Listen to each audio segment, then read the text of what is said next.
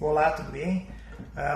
Hoje eu vou conversar um pouco sobre uma dúvida que tem sido bastante comum de algumas pacientes que têm vindo no consultório, que é com relação a uma percepção de que a toxina botulínica, o Botox, ou o Dysport, ou o Xelmin, tem tido uma duração menor. Então, em geral, são pacientes que vêm fazendo já há vários anos a toxina botulínica e que acham que não está mais surtindo o mesmo efeito ou que está durando menos tempo do que antes.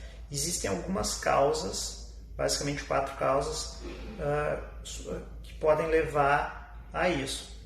Uma das causas é quando a massa muscular do paciente é grande, ou seja, tem muita musculatura ou uma musculatura muito forte. Isso é muito comum em homens, então a região da frontal, da glabela, em homens muitas vezes é muito forte, então pode necessitar de uma dosagem maior de toxina botulínica do que a mesma região em uma paciente feminina. Segunda causa, que é bastante comum, que eu gostaria de salientar, é que muitas vezes pacientes que fazem Botox começaram há 10, 15 anos atrás fazendo a toxina botulínica e essas pacientes vêm sofrendo um processo de envelhecimento gradual, mesmo com cuidados. Então, tem perda de colágeno, perda de gordura facial, dano solar e a musculatura, pela sua ação, acaba causando vincos na pele. Então, mesmo pacientes que têm usado de maneira contínua toxina botulínica nesses períodos, podem ter danos na pele que fazem com que não seja só a toxina botulínica que vai trazer um bom resultado do ponto de vista de melhora das rugas. Então isso é muito importante, ter um cuidado global da pele para que a toxina botulínica tenha um substrato, uma pele boa, de boa qualidade, sobre a qual ela possa atuar. Então muitas vezes a paciente com mais idade já tem rugas muito fundas, né? Já tem dano solar, perda de colágeno e elasticidade da pele. Então aquele efeito da testa super lisa muitas vezes já não está mais acontecendo por causa desse dano cutâneo que a paciente tem, e isso tem que ser endereçado e tratado. E uma causa que é a menos comum, mas que muitos pacientes perguntam, é com relação à resistência ao Botox, ou à toxina botulínica, seja ela qual for, seja o Dysport, Xelmin ou Botox. Na realidade, nos estudos dessas 3 grandes fabricantes, a incidência média de real resistência ou do Botox não funcionar, a toxina botulínica não funcionar, é mais ou menos de 1,5%. Tem algumas variações entre as diferentes marcas que pode estar relacionado ao processo de fabricação. Então, o Xelmin, que é o da Merz, acaba sendo o produto que teoricamente gera menor imunogenicidade. Isso porque ela passa por um processo de produção, de purificação um pouco diferente das outras 2 marcas. Mas na realidade a gente vê que a cada 100 pacientes, 1 ou 2 vão ter isso. Agora, se a paciente é exposta repetidas vezes à toxina botulínica ao longo de muitos anos, pode ser que, assim como uma vacina em que a gente dá um antígeno, a gente dá um produto e a gente gera uma reação, pode ser que esses pacientes desenvolvam de alguma maneira uma reação, uma tolerância à toxina botulínica.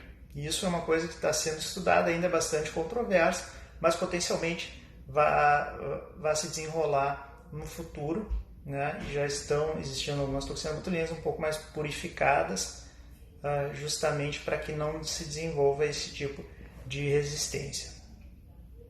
Então, isso é uma pergunta comum, é pertinente, né?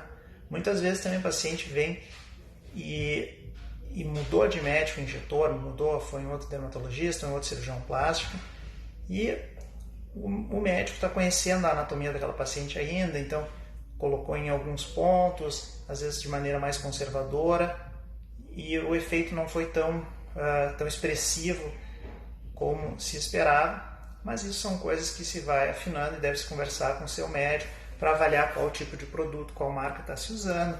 O número de unidades é importante, a diluição que o médico faz é fundamental, então isso é uma coisa. por que se deve procurar sempre alguém que preze pela qualidade, que não vai fazer uma diluição excessiva de produto. Então são todas questões que devem ser levantadas com o seu médico. E opções mais duradouras para levantar a região da sobrancelha, para remodelar a sobrancelha, são cirurgias que a gente faz de maneira comum e existem várias opções. Em pacientes mais velhos que já têm rugas, a gente consegue fazer uma incisão ou na sobrancelha ou em uma das rugas, principalmente em homens mais velhos, acima dos 60, 70 anos, que essa cicatriz tende a ficar excelente e a gente consegue levantar bem a sobrancelha. Mas a cirurgia que eu acredito que tenha o resultado melhor com incisões que ficam dentro da linha do cabelo é a videoendoscopia frontal, que a gente faz pequenas incisões dentro do couro cabeludo, que depois não são notadas, e a gente libera essa musculatura frontal e essa musculatura da região da glabela e a região ao redor dos olhos. Aí a gente consegue reposicionar da maneira que a gente quer a sobrancelha, levantando ela. Uma questão bastante importante nisso é que hoje em dia se tem menos a tendência de levantar toda a sobrancelha, porque não dá um aspecto bonito, e a gente tem uma preferência por levantar mais a região lateral da sobrancelha, que a gente acha que esteticamente é mais agradável. É uma cirurgia que demora 1 hora e meia, a gente faz muitas vezes associado à blefaroplastia, que é a cirurgia das pálpebras, além do enxerto de gordura e ou a ritidoplastia, ou cirurgia da face, ou lifting facial. Então é uma cirurgia que tinha dado uma diminuída com a entrada do Botox, e agora com esses pacientes que têm tido queixas com relação à resistência, ou que acham que estão gastando muito dinheiro fazendo Botox, está ressurgindo no mundo inteiro e a gente está voltando a ter um interesse bastante grande por parte das pacientes, porque é uma opção que dura vários anos na maioria dos casos. Tá bem? Pode colocar suas dúvidas abaixo que eu vou ter o maior prazer em responder.